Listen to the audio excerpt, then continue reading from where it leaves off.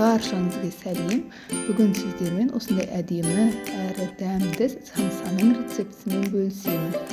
Рецепті аяғына дейін көріп, осындай рецептпен қонақтарыңызды және жақындарыңызды қуантыңыздар. Менімен бірге жасап көріңіздер. Қамырына қажетті заттар бізде сары май, жұмыртқа, ұн мен разрыхлитель. Барлығын алып, араластырамыз. Ең алдымен қасықпен, одан кейін қолымызбен жұмсақ тестаны дайындаймыз. Қамырды пакетке салып қойдым. Және де мен салмасына асқабақ пен пиязды пайдаландым. Сіздер өз қалауларыңызша етті, тағы да басқа салмаларды қоссаңыздар болады.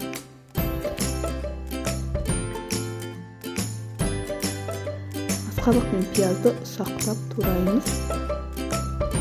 Және де өз қалауларыңызша тоз бұрышты қоссаңыздар болады.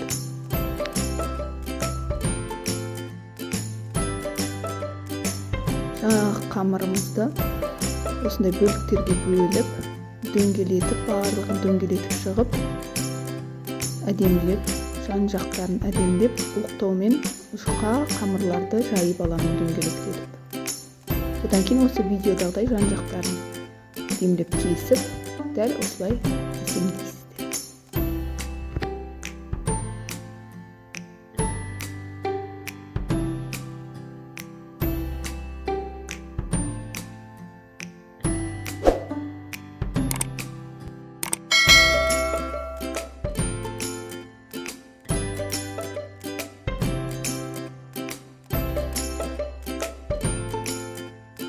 Менің самсаларым дайын.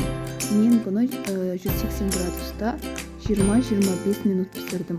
Ол сіздердің пештеріңізге байланысты. Өте жұмсақ, дәмді самса шықты. Сіздер де жасап, жақындарыңызды қуантыңыздар.